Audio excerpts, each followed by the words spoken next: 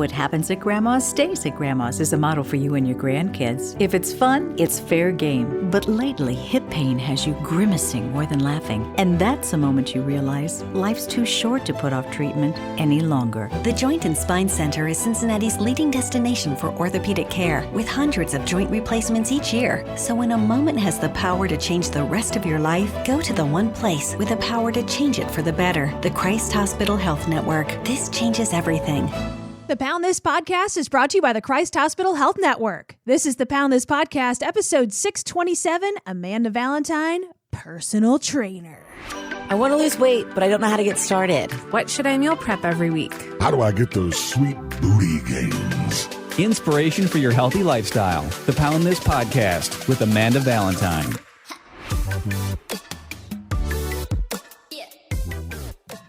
Thank you so much for listening to the Pound This Podcast. I'm Amanda Valentine. Josh Garrett is back. Hi, Josh. Hello. So, I guess now I could say, you're not really my personal trainer anymore. Drum roll. You haven't trained me in a while, so I guess we can't call you that anymore. Yeah. Just the guy now. Well, now you're like my boss. Yeah, that's weird. Isn't that super weird? Yeah. It's weird that I'm anybody's boss. Yeah. That's fair. That's fair for anybody. Yes. It seems so adult. It's such a weird thing. So what I want to talk about in this episode is me kind of training to become a trainer to work here at Cincy 360 Fitness. But before I talk about that, I have a bunch of questions for you.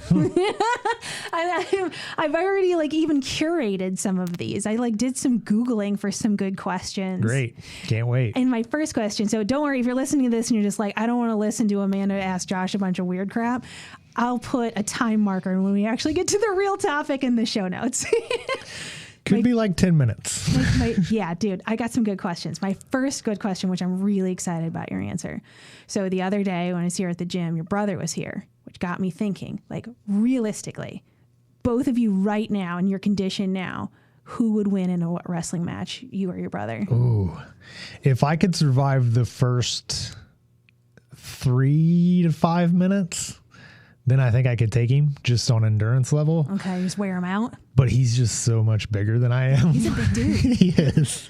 If he can grab me within the first 3 to 5 minutes. If you could beat him in the first 3 to 5 minutes, then you could take him out. Yeah, if I could pretty much avoid him would be the course of action that I would try to implement if we were wrestling. Do you think that you could do that, though? Do you think that you could beat him out for 3 to 5 minutes? I would not like to try because he's pretty strong. But what if I threw some money down? What if he comes back to the gym and it'd probably be like a hold my beer situation. If we started drinking, then it would be like, all right, let's see. But can we realistically make that happen? I don't. Do you want to wrestle your brother? No, I don't. I want to see who wins. Yeah, I don't know. What if you arm I wrestle? have zero upside to this. What if you arm wrestled though? I'm not very good at arm wrestling. I've never been. I'm sure I've arm wrestled you, right? There's no way that I haven't. I arm wrestle everybody. I don't think so. No way I haven't arm wrestled you. I don't think we. I have arm wrestled CEOs of companies before and licked them. Well. It's my go-to. Boy, that took a left turn. I licked their hand to try to psych them out so I could win. Didn't work. I might have even arm wrestled your brother because we were drinking together that one time we were at Braxton. Yeah. And that seems like a scenario that I would have challenged your brother to an arm wrestle match. But I don't remember. I don't think I did that. I know you and I arm wrestled you. We have not. Oh my God. Every radio station I've worked at, I've arm wrestled everybody. It's interesting. That's your thing. No, it's just fun because it's just I don't know, everybody will do it. And even the people are like, going to embarrass me. You know what I mean? They'll still play along. Right. It's who doesn't know how to arm wrestle? Yeah. It's just fun, especially out drinking. Pre-COVID, that it was just more fun to arm wrestle people. Right. I can't believe I haven't been drunk and challenged you in arm wrestle. I'm just shocked at myself there. I did have other questions, the more life questions. See, I took this whole segment where there's 10 of them. That feels like way too many. Yeah. Let me find. Okay. What is one thing you would do if you would if it would be impossible to fail? Ooh, one thing to do. That is an interesting one. I don't know. It's probably some sort of adventure sport, like action sport kind of thing. Do you know what? Speaking of that, I saw a video the other day of somebody, I don't know what it's called, whenever, like not hang gliding, but you're in a parachute, but when you like jump off of high things and do it, I forgot what it's called, free... like kite sailing or something. I don't know what it's called, but somebody did that off of sand dunes, like sand dune mountains, like I've hiked before, and you were watching the GoPro as they're like just navigating, like flying down the side of like a huge sand dune. I'm like, oh my God, that's so cool. Yeah, like doing something like that. If you knew that you couldn't crash, that'd be cool. Yeah, like some sort of X Games Red Bull sponsorship sort of thing.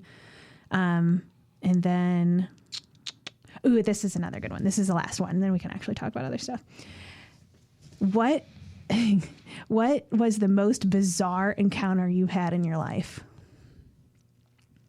The day I met you. That's not true, is it? That is not true. Like, oh my God. The most bizarre encounter. Oh man, I don't know. That's such an on the spot question. I know. Then this is also where, because I asked Mike this, my husband Mike, the same question, and I'm like, but bizarre doesn't mean bad, right? And it doesn't mean good either. Like bizarre is an interesting way to say it. Just like this was just a weird situation, so it doesn't necessarily mean it had to go bad. And I have a lot of those, but there's one for me that came to mind first, which is a pretty bizarre one. But I want to hear your answer first, unless you want to hear mine. Yeah, go with yours first, because I'm going to have to think on this one.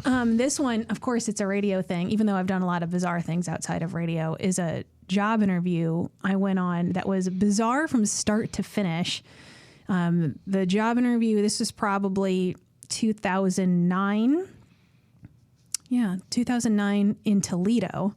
And I was living in Rochester, New York at the time.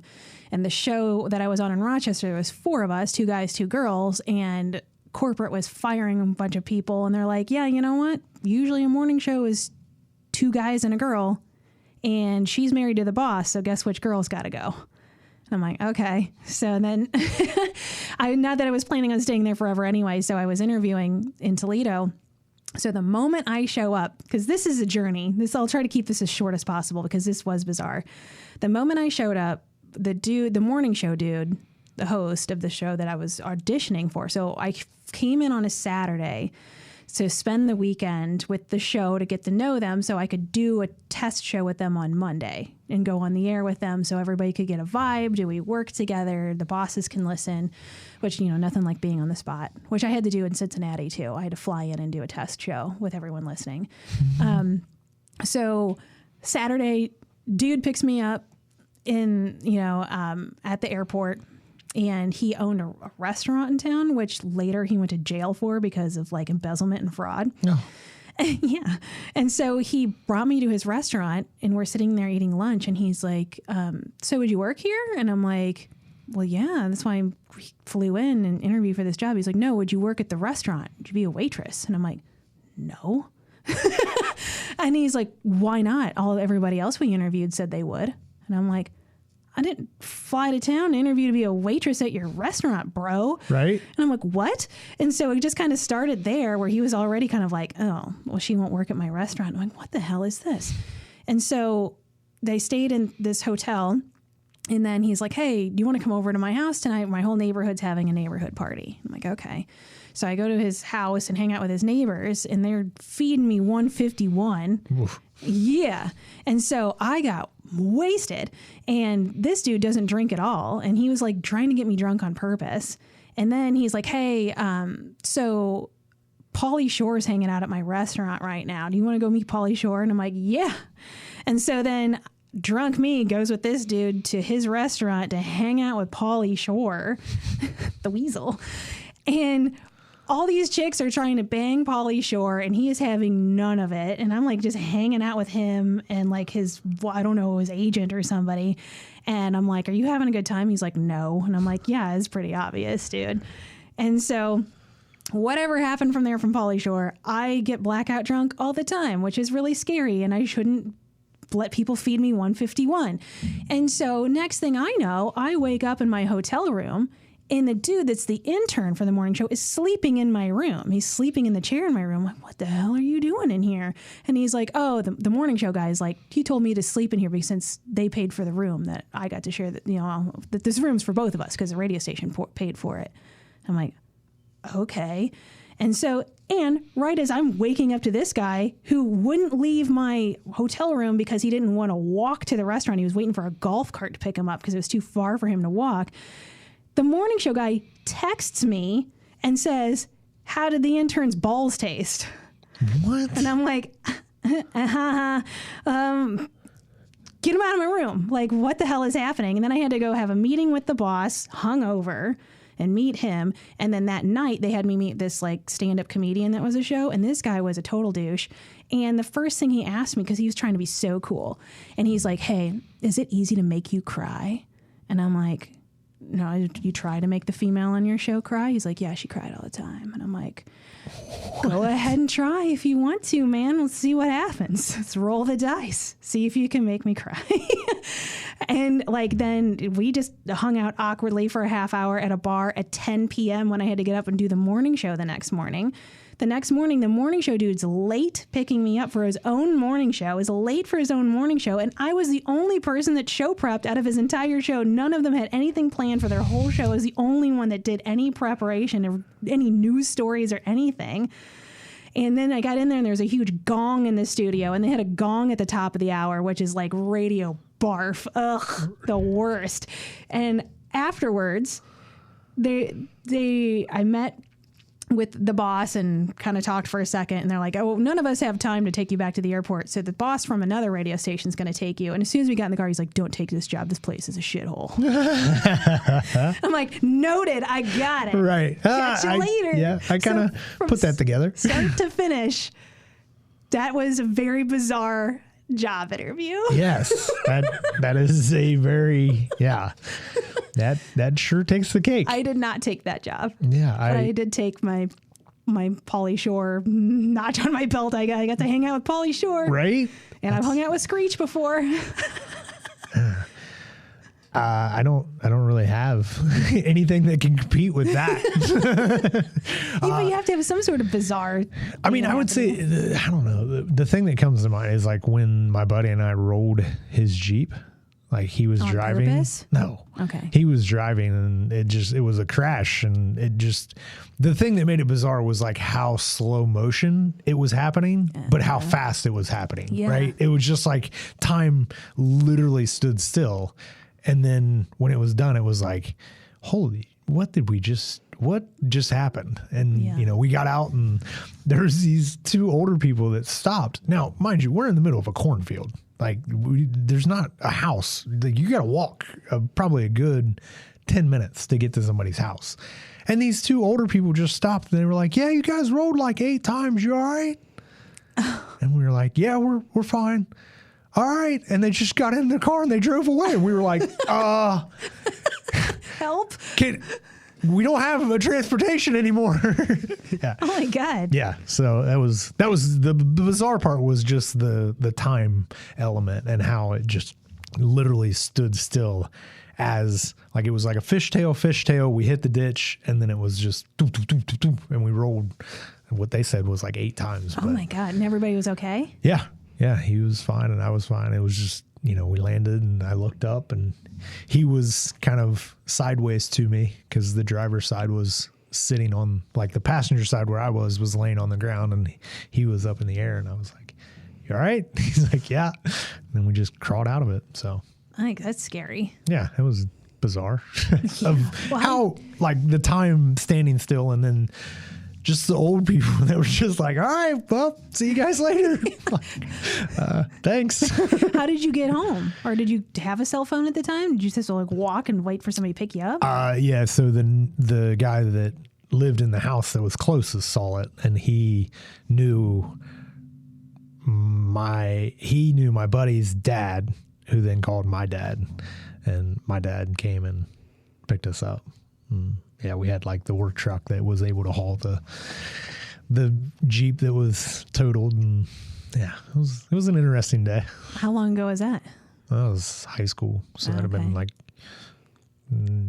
late 90s, 2000, somewhere around in there. Probably Gotcha. 2000-ish. So. Scary. Yeah. All right. Anyways. On to the real topic. Yeah. So you were wrong. It wasn't 10 minutes. So we're 17 minutes in. 17.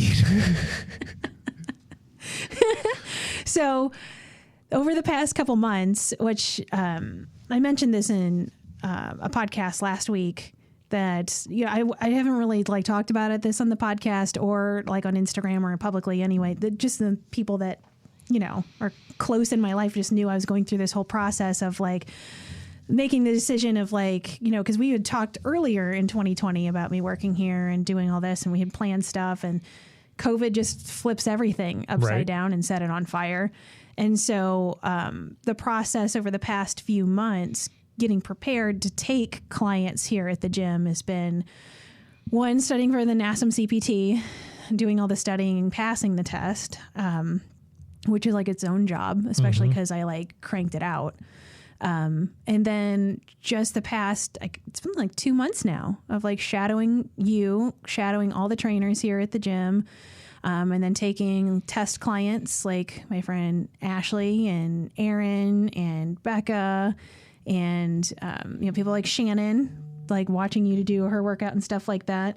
And kind of just getting the feel for everything because I've never done this before. Like it's such a completely different, most of my job before, my entire career, is be in a room by yourself, but talk to thousands of people. Right. And so, but you're still like by yourself mostly, unless you're doing an event. I mean, there's times that, dealing with people face to face, but my day-to-day job is sitting in a studio. So now to go from like, in this podcast, same, me and you were sitting alone in a studio. Right. To, being face to face with somebody, is its own new kind of world of working with someone one-on-one, helping them achieve their goals. Like for me, a transition goes from, I know what worked for me, and this is how, I became healthier and lost weight and et cetera.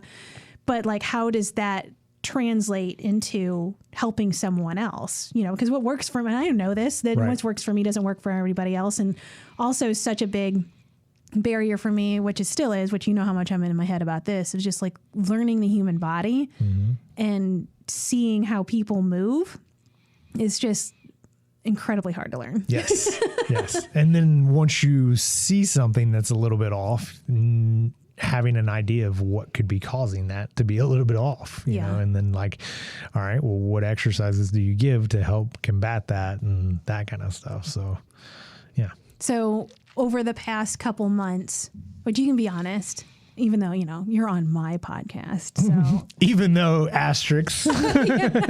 I'm kidding. I want you to be like brutally honest. Like, what's the process been for you, being a trainer as long as you have and owning this gym and working with other trainers, like watching like somebody like me who has no experience in this realm over the past several months, like trying to do the job. Yeah, it's it's just with anybody that gets into this industry, it's kind of like that, just trial by fire. You just gotta, I know this is gonna suck, but just go. You gotta just do it. And then once you start getting into rhythm with it, it's like, okay, I'm kind of getting my feet wet with this and I like this, or I do, these are my staple exercises or whatever the case may be. And so it's interesting to see where you're at in that process, and then knowing like where to push you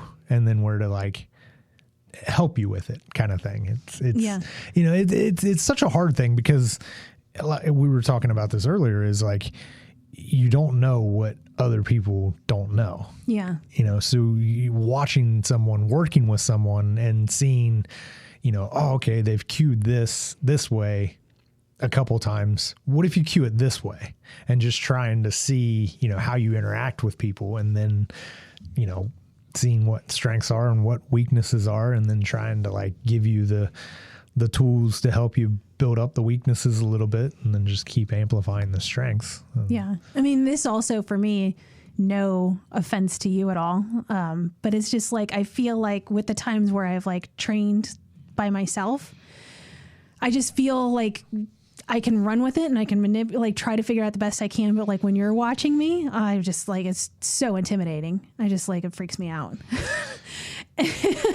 Oh, sorry. No, I mean, like, I'm not saying this is a bad thing, but it's just kind of like, I'm just telling you my process where I'm like, because you're so good at what you do and you have such a good eye for that. And I'm like, I'm just trying to learn it, but it's like, am I going to cue her the wrong way? And I don't want, this is your gym. You know what I mean? I don't want you to be like, don't be telling people that. So I'm like, so worried of like, I don't want to tell them the wrong thing. Like if, you know, like, but I don't fully trust myself to be by myself with people that I don't fully know yet. You know what I mean? Like I am, but I'm not, I have to just do it, you know, just jump in, like jump in, dive.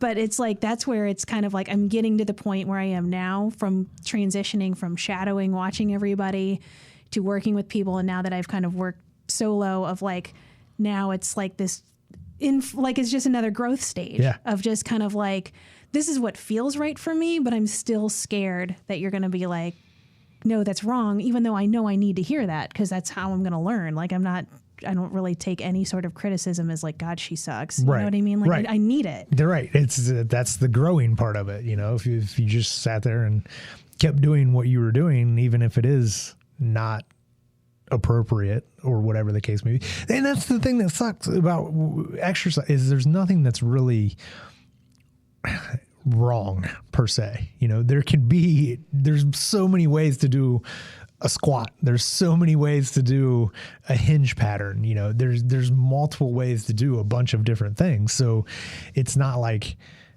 you're wrong. It's just there could be a better way to do it, or there's a better way to cue it, or try this with this individual, or, you know, and then you have that element of the client, right? Of like, well, you have the exercise that you're trying to get across, and then you're having to relay that to the client. And if they're not getting the output that you're wanting to get from the client, then you got to try to explain it to them, or cue them a different way, or show them a different way, or something like that. You know, it's just, there's so many elements that go into it. It's not just do this and you get this, you know, and that's what makes it hard and rightfully so. When you start out being a trainer, it's like, I want to know how to do it all perfectly.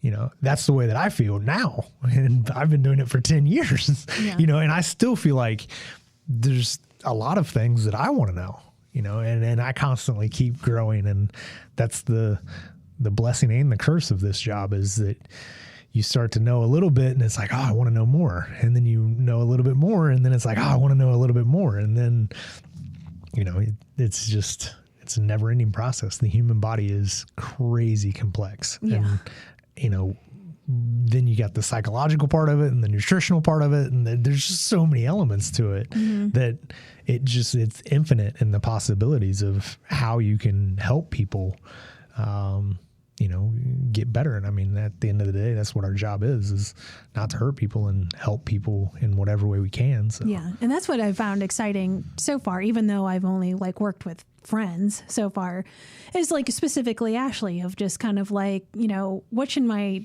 diet look like around this? Can you take a look at what I'm doing? And then being like, you need to eat this at least before you come to the gym. You know what I mean? I'm just kind of working with that. Like, you know, this is what you're going to need for fuel. And this is like, if this is how you're moving your body, this is what food can do for you. And like, so I like that the personal training part with the fitness, but I also really like integrating the food into, because that's such a huge process. And it's like, that's what you have to eat all day. You know what I mean? Like that's your life every day, not like the half hour you come into the gym, right?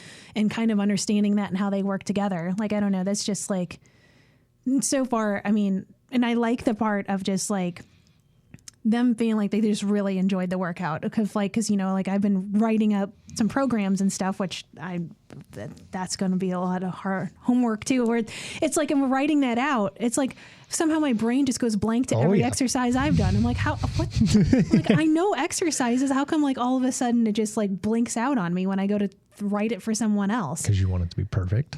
Yeah. And so, but like doing that, because I wrote a new a program for Ashley, and when she did it, she's just like, that felt really good. And I'm like, which one did you like better? The one I had you do the week before, or this one? She's like, oh, like, well, this one makes me feel stronger. And I'm like, okay, well, cool. Like if that's a good feeling, you know what I mean? Not like, oh, you kicked my ass, I burned so many calories, I'm going to be so skinny. Of like, this made me feel strong, which is like, that's cool. Okay, right. Because that's going to create the long-term healthy lifestyle that's then going to give you, you know, the better aesthetics. But if aesthetics are the goal, then the workout's different than like a strength, you know, just a strong. Yeah. I felt like I was moving with integrity there, you know, that kind of thing. So, yeah. And just like watching everybody here, I don't know. It's just like so crazy to me, which I want you to know this from my perspective of like, just like where I have come from my journey and where I've been to, you know, the person that took extra band classes in high school because I wanted to avoid exercise at all costs, who spent, you know, a good part of my adult life too, avoiding exercise at all costs. I didn't really exercise too much in my 20s of like, I had gym memberships and I would kind of go and then just talk myself out of going. And when I did, I would like walk on the elliptical and be like, check them every minute and be like 20 minutes. I showed up and then leave, you know, that sort of thing. And so from going to that to now just saying like I'm a personal trainer, like that's just insane to me. That is like completely insane. And also from the part that you're letting me work here at this gym at Cincy 360 Fitness with so many people like yourself and Nick and Whitney and Leah and the most talented people. And I'm like, how do I fit in here? Like, how did I get in here? Like, I don't know what the hell I'm doing. Like, how did that? I don't know. It's just like, how did I get like into the cool kid group? Like, I don't know how I got here. You know what I mean? Yeah. I think that who knows, right? I don't know exactly. I just know that you have the intangibles that speak to people, right? Like there's so many fake people in the fitness industry and so many people that just act as if they're so much better than everyone else. And it's like, dude, we're all going through shit. We all are going through it, you know, and just the more that you can be real with people and just, hey, I went through a similar thing. Here's what I did. Yeah. See if that helps you. And if it does, cool. If it doesn't, try something else. There's 1,000 other things that you could be doing, you know? I can just give people what my experience has been, and, you know, your experience with the journey that you've had to go through is, you know, one that just speaks to a lot of people, and it makes people, you know, more comfortable, and it allows people to say, she gets it. She understands where I'm coming from. You know, I don't have that. I don't, you know, we don't have that element on this team. And I think everybody brings their own niche to training, this ideal of what personal training is. And you fit into that space, and then just the willingness that you have to learn.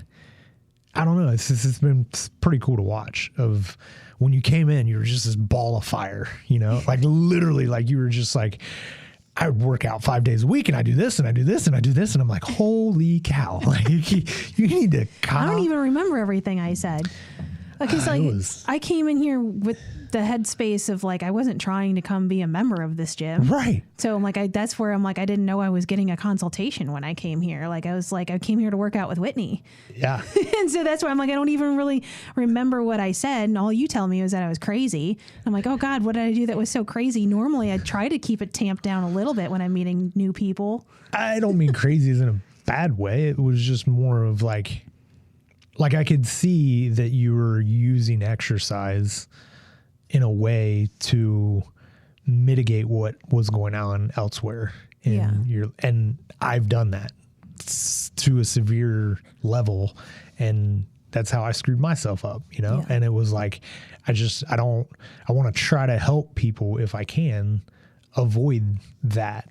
But to see the growth that you've went through, and now, you know, you're not accepting the fact that you have to live your life in pain. right? You're doing steps to mitigate that as much as possible or manage it. You know, you may not fully get out of pain, but you're in a way better spot than what you were working with Megan, which you've had on the podcast. Mm-hmm. Yeah. I mean, just, you know, not, okay, I've went and I've talked to this person, I've talked to that person, I've talked to this person, and now I've found something that's working for me. I think that's the journey that everybody should go through. Is we don't have to be paralyzed by one person's opinion of what we should do, right? If it doesn't work, there's a bunch of other people out there that could help. Yeah. You know, you just got to keep asking and keep searching and keep trying to find, you know, what works for you. And I will say that someone here told me that a client said, because they asked me if like I'd be willing to talk to other clients that aren't my clients. I'm like, yeah, for sure. If like a client said like, I don't believe that weight loss is successful. They said that anytime you lose weight, you always gain it back, that they had never met anybody that had kept it off. And so it doesn't really exist. And so that's where I'm like, oh my God, you know, people are coming in the gym, especially like for weight loss, of like, I hope that I can be like, no, you can. Like you don't have to be which the statistics by that are insane. Oh, yeah. It's like 90% of people gain all their weight back and then some. So, I mean, you're fighting some odds here, but it's like, it's not that it's impossible. It's not that I'm like some superhuman, you know what I mean? It's just like, you just make a decision and you stick to it. Well, you're resilient. I mean, I think that's a huge quality of your, is like, you're like, no, I don't accept that. like I'm going to, that's just, maybe it's not right now, but I'm going to figure it out. But I feel like hopefully, you know, working with clients here at the gym, you know, I've obviously, I feel like I'm very gentle for a while until I'm like my bullshit meter of like, I know what an excuse sounds like. It's an excuse. Yep. Like it's not, you can do it. Mm-hmm. Stop with the I can't stuff.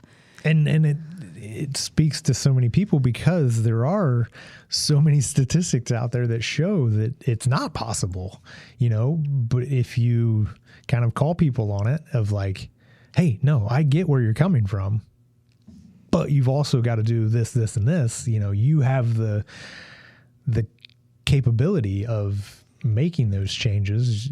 It's just, maybe you're not choosing to do that. And, you know, here's a different route that you could take, or, you know, whatever the case may be. Or even just thinking that, you know, so many people feel this way. Like, I'm just not a gym person, especially like a place like this, is intimidating for somebody that's never really gone to a gym. You know what I mean? Or like you think of just personal trainers themselves are intimidating.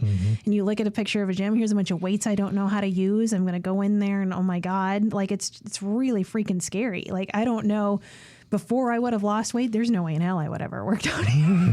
Unless I would have known somebody or met somebody, I've been way too scared. Yeah. Like, I don't fit in there.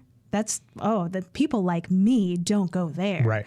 And that's the story you tell yourself. And it's like, no, you do. And like, you can't imagine these people, like everyone here is just like, oh my God, I will do everything to help you. Just shadowing all the trainers are like, oh yeah, I'll email articles I find and write meal suggestions and all, like, you know, they all just care so much. But yet, you know, like you said, like there's so many people in the fitness industry that put a bad name out there that are just kind of like, look at me, I'm awesome. Look how hot I am. Look how much I can lift. Right. And so that gives every person that's like, I would like to be a fit person, like, oh, but I'm not that. So I must not belong there, you know. And then, I don't know, it's just a scary place. We were just talking before we started recording that I didn't go to a gym for years when I started losing weight. I mean, I lost almost all of my weight before I ever went to a gym. And I just, because at first I was broke, so I just walked. Right. And then started running and hiking. And then it was just, I really enjoyed that. And gyms are intimidating. Which one do I go to? Like, what's the price range? And am I going to go in there? Are they going to just pressure me to like get a membership? Am I going to lock into something I'm never going to pay for? Do I need a trainer? Will I like them? Do I have to break up with them? Is it weird? You know, there's just a million questions with it. Of that, like, you know, I hope at least, you know, with me and my little podcast, with all the people that I've had on, including you for over freaking 2 years now of kind of like showing the people that are in health and fitness that like have a big heart and care, and you don't need to be intimidated no matter where you're at in your journey. Like for me, I've lost over 100 pounds before I went to the gym, but that still didn't stop me from going to the gym. And now I'm a freaking personal trainer somehow. You know what I mean? Right. Like how like, you know, just stop writing the story in your head of like, that's not me. I'm not this person. I can't do this, whatever capacity that is. Of like, this is kind of going somewhat off topic. A sales guy at the radio station I worked at in Oregon. We were at our company Christmas party, and somebody was talking to me about like a race that I just ran. And he was sitting right next to me and looked at me and he goes, oh, he's like, you run? And I'm like, yeah. And he goes, oh, he's like, runners are normally thin. Ugh. And I'm like, okay. Thanks. Yeah. Where would you like the conversation to go now? Yeah. And at that point, I had probably lost 75, 80 pounds, somewhere around there. And so it's like that of like, but that didn't stop me from running. Right. F that guy. You know what I mean? Of like, I'm not going to just, you know, again, you think of marathon runners, you think of somebody that's very thin and like, that's not me, but I'm going to do it anyway if I like it, like whatever, you know? And so I just think that there's, especially fitness, not so much as like the diet thing, because that's a whole nother story with fad diets and stuff. With fitness, I just feel like there's so much intimidation in just not knowing, you know what I mean? Or you do it online and don't know how different that is from having an in-person experience, which is something that I toggled back and forth with last year of like, is everybody just going to do fitness online now? Like, what does in-person fitness look like now? And then knowing how much 2020 was a huge turd, you're like, oh my God, I just want human connection. And to have human connection, you know, is just super important. Like there's just more to than just working out. It's having a conversation and talking about your day and letting it go. And like, you know, every time like Ashley has come in here and we've done that, it's just like, it's therapeutic for both of us. And it's like, we can't get that doing just like a beach body class. You know what I mean? Yeah. Yeah. Or like emailing back and forth kind of thing. Like it loses that personal touch to it. And yeah, I agree. I mean, I think that the community aspect of it was one of the things that I wanted to create within 360, because it's like, it's so needed. You know, it's if you think you're going to get into a fitness journey and not have ups and downs, you're crazy, you know? And I think that that's where you really lean on other people to help in those down times and, you know, to help pull you up out of it. Like, hey, we got it, you know, let's go. Here's where we're going, you know? And, I don't know. I love this industry. I love helping people. And I think that it just gets a bad rap because of some people. And I get it. I mean, I understand where that lies, but I just hope it doesn't turn anybody off. You know what I mean? Like, I think that I just hope people don't look at that and say, oh, that's what everybody does. You know, it's what some people do, but it's not what everybody does, you know? So just, if that one person gave you a bad, what's the word I'm looking for? Taste in your mouth kind of thing. It doesn't mean that everyone's going to be like that. It just means you didn't find the right one. You know, you just got to go look somewhere else. Yeah. So I don't know. It's pretty cool. I'm excited to see for myself where it goes. Like even with some of the limitations I have, which we've been discussing, of like showing Ashley how to do a deadlift. I'm like, how am I supposed to show her how to do it when my body is so jacked right now that I can't get into it? And that's where, like, you know, I'm not coming in here acting like I'm perfect or some, you know, whatever, like some fitness people do, of like, I'm going through physical. I had to get new special shoes today. So you know what I mean? Like I have, you know, almost orthopedic shoes because of the problems that I have right now. And so it's like, I'm still living the process, just like you with your back issues and dealing with your clients of like, I'm honest about this. Like, this is part of my journey. But then for me, I'm like, so how do I show you how to do an exercise when I'm too broken I'm getting there. I'm getting progress. But it's like, if I can't get into a lunge to show them how to do a lunge, like, then I'm like, that's something new for me too, of, you know, how do I become a master of words with the things that, and describing things that I or because I don't want to show it to him and be like, but here's how I have to do it. Right. Well, and that's where you got you teammates. Hey, show somebody how to do a lunge. Do a reverse lunge. Do that. I think I'm going to have to do that with some of those things. Although I feel like I'm definitely getting better. You said when I got in the deadlift that it looked like I could actually do it. I was highly impressed. Yeah. Right, the first time that we did it, you got into the deadlift pattern and you were just like, ugh. Like it shot a sharp pain through, and it was like, okay, well, need to avoid that. And then with a couple cues, you were able to get it. And you can definitely tell that you're gaining mobility and you're gaining awareness in your body. And I think that's going to be even another tool in your toolbox to help people, because you're going through this process of relearning your body and where it's at right now.